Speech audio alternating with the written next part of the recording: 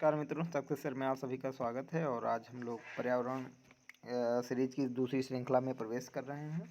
और आज हम लोग जो है पारिस्थितिकी तंत्र के बारे में पढ़ेंगे, जिसमें हमारे कुछ प्रश्न हैं जिनका जवाब हमें मिलेगा। जैसे पीएच का आविष्कार किसने किया था। पीएच के बारे में हम लोगों ने कल बात कर लिया था। क्रैकिंग गैस क्या है, मछलियों का राजा एवं शाकाहारी मछली कौन है, प्रकृति की एक क्रियात्मक इकाई क्या है, दम घोटू गैस किसे कहते हैं।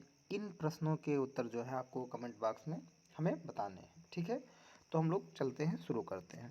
तो हमारा है आज का टॉपिक जो है वो है पारिस्थितिकी तंत्र। देखो, अभी हम लोगों ने इकोसिस्टम के बारे में बात किया था, इकोसिस्टम के बारे में बात किया था कि इसकी जो संकल्पना है वो अर्नेस्ट, पारिस्थितिकी शब्द जो है वो किसने दिया था, अर्नेस्ट हेकल जी ने दिया था, और 1866 में दिया था। और पारिस्थितिकी क्या है कि वातावरण और जीव समुदाय के जो बीच में जो रिलेशन होता है, जो संबंध होता है, उसके अध्ययन को हम लोग पारिस्थितिकी कहते हैं। तो आज हम लोगों का जो है टॉपिक है वो है पारिस्थितिकी तंत्र। और पारिस्थितिकी तंत्र जो है उसे 1935 में A.G. टंसले महोदय ने दिया था, और ये जर्मनी के थे। तो पारिस्थितिकी तंत्र जो है वो प्रकृति की एक क्रियात्मक एवं संरचनात्मक इकाई है। और पारिस्थितिकी तंत्र के जो घटक की अगर हम बात करें तो उसमें 3 घटक होते हैं, जिसमें आपके जीवीय घटक, अजीवीय घटक और भौतिक घटक आते हैं। जीवीय घटक अगर हम बात करते हैं तो जो जीवित होते हैं उनके संबंध में बात होती है। इसमें आपके उत्पादक होते हैं, जो उत्पादक होते हैं वो स्वपोषी होते हैं। फिर उपभोक्ता होते हैं, जो दूसरे उत्पादक पे जो डिपेंड रहते हैं वो परपोषी होते हैं। और उपभोक्ता को कई श्रेणियों में बांटते हैं, जिसमें प्रथम श्रेणी के उपभोक्ता, द्वितीय श्रेणी के उपभोक्ता, तृतीय श्रेणी के उपभोक्ता, उच्च श्रेणी के उपभोक्ता, और जो लास्ट होते हैं वो हमारे डिकम्पोजर या अपघटककर्ता होते हैं। आजीविकीय या मृत घटक में जो है वो आते हैं आपके अकार्बनिक पदार्थ आते हैं, जिसमें जल हो गया, आपका लवण हो गया, गैसें हो गई। और कार्बनिक पदार्थ में आपके प्रोटीन, कार्बोहाइड्रेट, वसा, लिपिड्स, यूरिया और ह्यूमस आपके आते हैं। अगर हम लोग फिर भौतिक की बात करें, उसमें प्रकाश, तापक्रम, हवा, विद्युत और आकाशीय आज चीज़ें आती हैं आपकी, ठीक है। विद्युत या जो आकाशीय विद्युत है उसकी बात हम लोग कर रहे हैं। अब देखिए, पारिस्थितिकी तंत्र जो है उसमें उसे कई कैटेगरियों में बांटा गया है। तो जो पहला है वो आपका है जलीय पारिस्थितिकी तंत्र। इसमें जो है विभिन्न प्रकार के शैवाल आते हैं। दूसरा है वन पारिस्थितिकी तंत्र। इसमें आपके जो हैं बड़े बड़े वृक्ष हैं, झाड़ियाँ हैं, और जो आपके शाकीय पौधे हैं वो आते हैं। घास स्थल की अगर बात करें तो इसमें विभिन्न प्रकार की घासें आती हैं, जंगली और छोटे शाकीय पौधे आते हैं। अगर फसल स्तर की बात करें तो इसमें विभिन्न प्रकार के जो हैं फसलें आती हैं, ठीक है। अब हम लोगों को इसमें क्वेश्चन था कि पीएच का फुल फॉर्म क्या होता है। ये आप लोगों ने कल पढ़ा है कि पीएच का फुल फॉर्म क्या होता है, पावर ऑफ हाइड्रोजन होता है। और जो स्केल होता है उस पर 0 से लेकर 14 तक के पॉइंट अंकित होते हैं, ठीक है। और कृषि के लिए जो उपयुक्त है वो 6 से 7.5 तक है। और पीएच का जो आविष्कार है वो सॉरेनसन महोदय ने किया है, ठीक है। अब देखिए, जो है प्रकाश संश्लेषण की क्रिया जो है किसमें सबसे अधिक होती है, वो नीला एवं लाल रंग की ज़रूरत पड़ती है। और कार्बन डाइऑक्साइड में जो है 17% ऑक्सीजन की मात्रा जो है बाहर निकलती है, ठीक है। और सभी उपभोक्ताओं में जो गुण पाया जाता है वो है आपका परपोषी गुण पाया जाता है। जो जंतु जो है दूसरे जंतुओं का शिकार करके अपना भोजन प्राप्त करते हैं उन्हें क्या करते हैं, परभक्षी कहते हैं, ठीक है। प्रकृति का महत्तर स्क्वेंजर किसे कहते हैं, वो अपघटक आपके होते हैं। अपघटक में आपके जीवाणु और कवक आते हैं। जीवीय तथा अजीविकीय घटकों में जो संबंध स्थापित करता है उसे हम लोग क्या कहते हैं, अपघटक कहते हैं, ठीक है। प्रकृति की एक क्रियात्मक इकाई क्या है, आपका पारिस्थितिकी तंत्र है, इकोसिस्टम है। किसी भी पारिस्थितिकी तंत्र में एक निश्चित समय में अजीवीय पदार्थ की जितनी मात्रा उपस्थित रहती है उसे स्टेंजिंग स्टेज कहते हैं, ठीक है।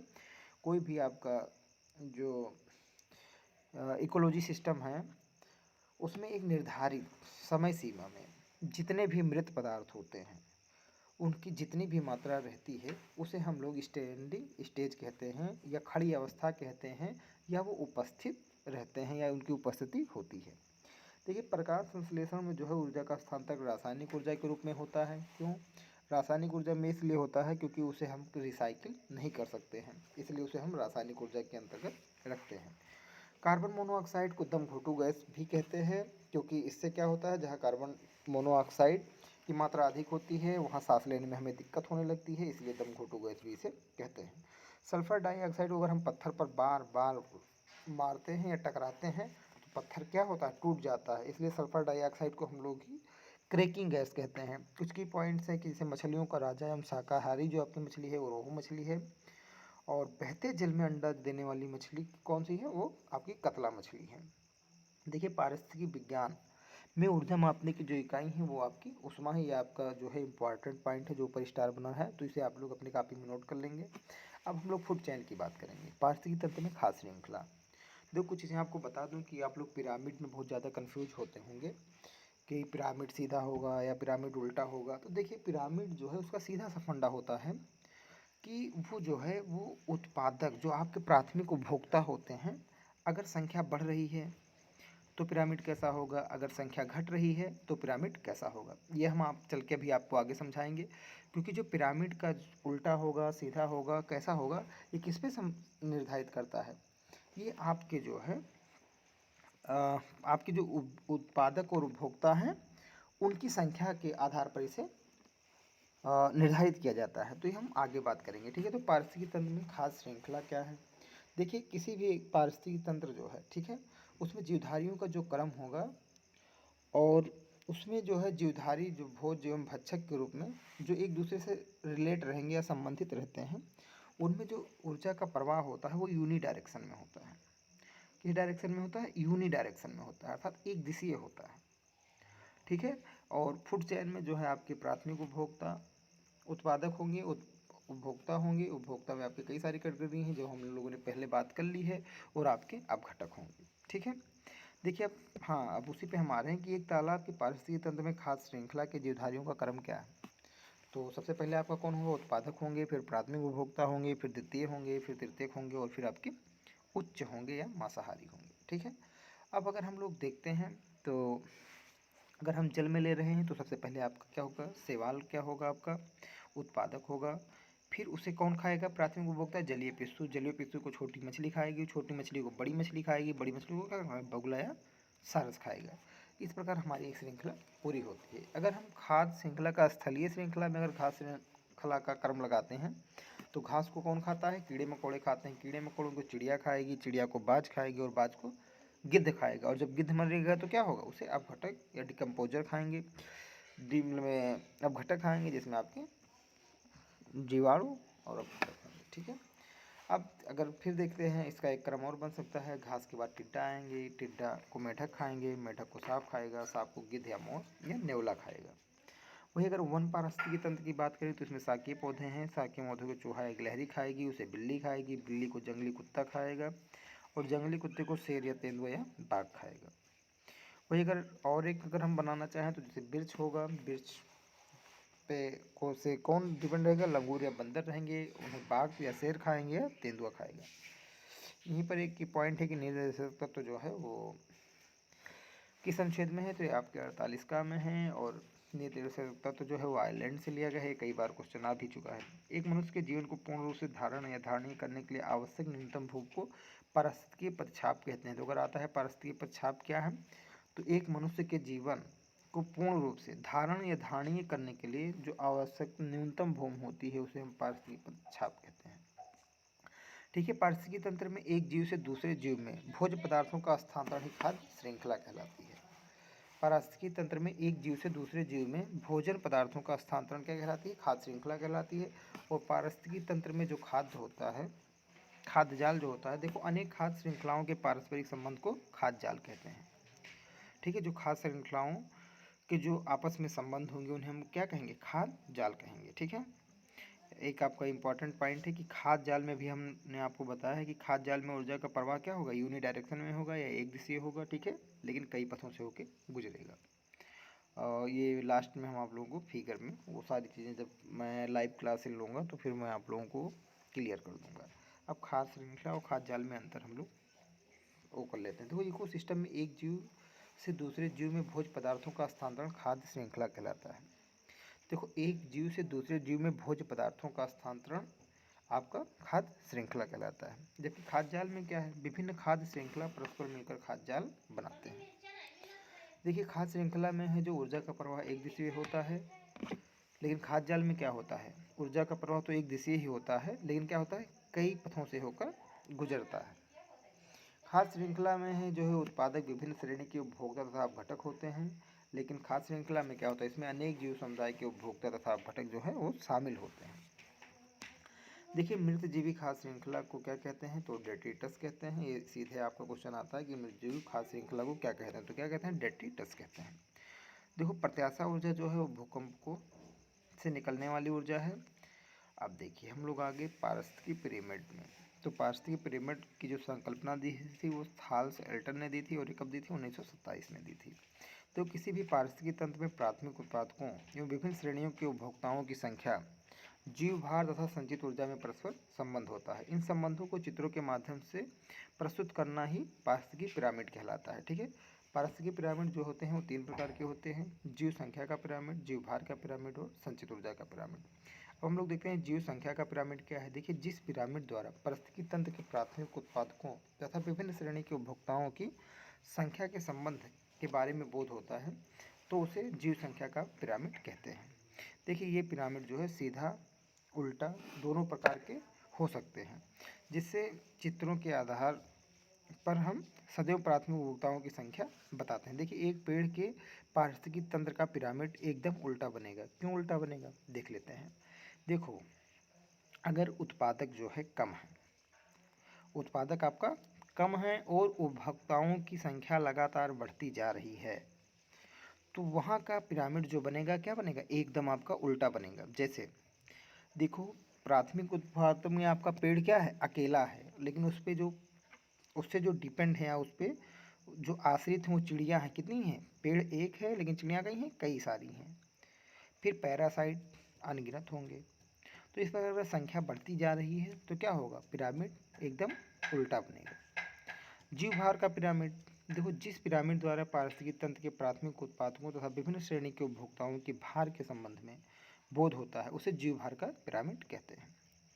देखिए पिरामिड ये पिरामिड भी जो होंगे वो सीधे और उल्टे दोनों प्रकार के बन सकते हैं। देखो एक तालाब के पारिस्थितिकी तंत्र का जीव भार पिरामिड उल्टा बनेगा, क्योंकि इसमें प्राथमिक उपभोक्ताओं की संख्या अधिक होते हुए भी भार कम होता है। जैसे देख लेते हैं, देखो अब देखो आपकी भार में कमी आएगी। यहाँ पर क्या हो रहा था, आपकी संख्या बढ़ती जा रही थी, संख्या बढ़ती जा रही थी, और यहाँ पर क्या है, संख्या अधिक है लेकिन क्या है, भार में कमी है। तो ये क्या होगा, इसका भी उल्टा बनेगा। ठीक है, देखते हैं पहले में क्या है आपका, देख लीजिए पहले सबसे पहला जो था आपका जीव संख्या का पिरामिड। इसमें क्या होता है, अगर संख्या बढ़ती जा रही है तो पिरामिड उल्टा होगा, अन्यथा सीधा होगा। जब हम जीव भार के पिरामिड में देखते हैं तो अगर मान लो संख्या ज़्यादा है लेकिन अगर भार में कमी है तो पिरामिड कैसा बनेगा, उल्टा बनेगा। ठीक है, जैसे आपको बताया था कि आपके सवाल हैं, उन्हें छोटी मछली खाएंगी, छोटी मछली को बड़ी मछली खाएगी। ठीक है, तो भार में अगर कमी होगी तो क्या होगा आपका, ये उल्टा बनेगा। तीसरा जो है आपका संचित ऊर्जा का पिरामिड। जो पिरामिड पारिस्थितिकी तंत्र के विभिन्न पोषण तलों से जीवधारियों द्वारा प्रयोग में लाई गई ऊर्जा का संपूर्ण परिणाम का बोध कराते हैं, उसे संचित ऊर्जा का पिरामिड कहते हैं। ठीक है, तो ये आप लोगों को समझ लेना है।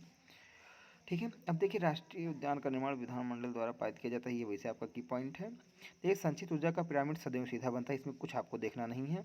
और इसकी संकल्पना जो थी वो लिंडमान महोदय ने दी थी। और एक चीज़ और है कि ये ऊर्जा का जो स्तर होता है, एक स्तर से दूसरे स्तर में जो है केवल 10% ही जो है वो ट्रांसफ़र होता है। ठीक है, जैसे उत्पादक के पास 1000 कैलोरी है तो प्राथमिक उपभोक्ता को दूसरा 10% मिलेगा तो कितना हो जाएगा, 100 कैलोरी मिलेगी। फिर उसका द्वितीय उपभोक्ता को 10% ही कैलोरी मिलेगी तो 10 कैलोरी मिलेगी। तृतीय उपभोक्ता को उस 10 का 10% मिलेगा तो कितना हो जाएगा, 1 कैलोरी ऊर्जा ही मिलेगी। देखो ये जो संकल्पना है वो लिंडमान महोदय द्वारा बताया गया था कि 100 कैलोरी ऊर्जा में कुल 10% ऊर्जा ही दूसरे स्तर में स्थानांतरित होती है। देखिए स्थलीय परितंत्रों में सबसे बड़ा पारितंत्र जो होता है वन पारिस्थितिकी तंत्र। तो ये सीधा का सीधा क्वेश्चन यूपी टेट में कई बार पूछा गया है। ये आप लोग पिछले पेपर अगर सॉल्व कर रहे होंगे तो आप लोग ये चीज़ें देख रहे होंगे। देखिए अधिकांश पौधे जो है नाइट्रोजन को नाइट्रेट के रूप में ग्रहण करते हैं। धान का पौधा नाइट्रोजन को किस रूप में ग्रहण करता है, तो वो अमोनियम के रूप में ग्रहण करता है। देखिए ज़्यादातर पौधे क्या है, नाइट्रोजन को नाइट्रेट के रूप में लेते हैं, लेकिन अगर क्वेश्चन आ जाता है कि धान जो है वो नाइट्रोजन को किस रूप में ग्रहण करता है, तो किस रूप में ग्रहण करता है, वो अमोनियम के रूप में ग्रहण करता है।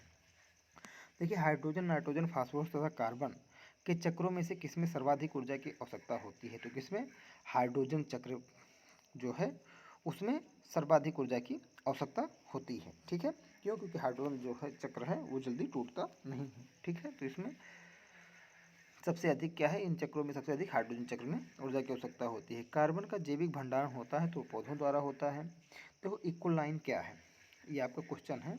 तो देखो आप लोगों ने समुच्चय पढ़ा होगा। ठीक है, देखो जब दो विभिन्न पारिस्थितिकी तंत्रों के मध्य संक्रमण मंडल को ही इक्विलाइन कहते हैं। आप लोगों ने अगर पढ़ा हो तो इसमें देखा होगा कि जो दोनों में जो मेल खाएगा या जो दोनों में कॉमन होगा वही आपका क्या होता है, इकोलाइन या संक्रमण क्षेत्र कहलाता है। ठीक है, संक्रमण मंडल को ही क्या कहते हैं, इकोलाइन बोलते हैं। ठीक है,